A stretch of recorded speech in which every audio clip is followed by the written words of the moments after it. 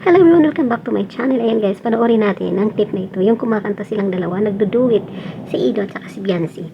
At ang kantang ito, sa dulo ay mayroong karugtong na I love you, na kung saan ay hindi mabigkas ni Beyonce. At nung naglaon, ay nabigkas niya ito. At syempre masaya ang team Lingap na nandoon. At mapapansin natin na sa tuwing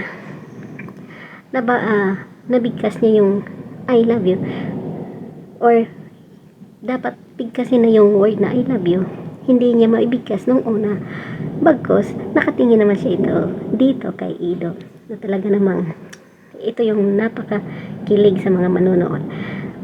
Kaya silipin natin ang munting clip mula sa upload ni Kalinga Prab. Maraming salamat guys. Nakatingin, kausap ay ikaw.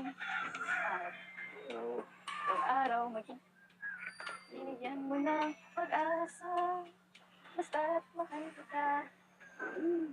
Ikaw lang at ako ang magsasabi lang.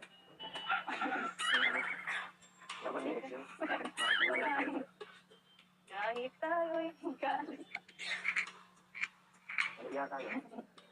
Binigyan mo ng pag-asa. Basta't mahal kita. Ikaw lang at ako ang magsasabi lang. Ikaw lang at ako ang magsasabi lang. I love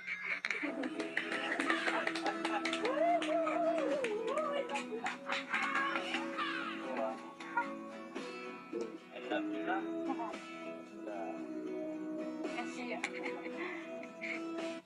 Nagpula si Bensi. Wala ka naman Bensi ha.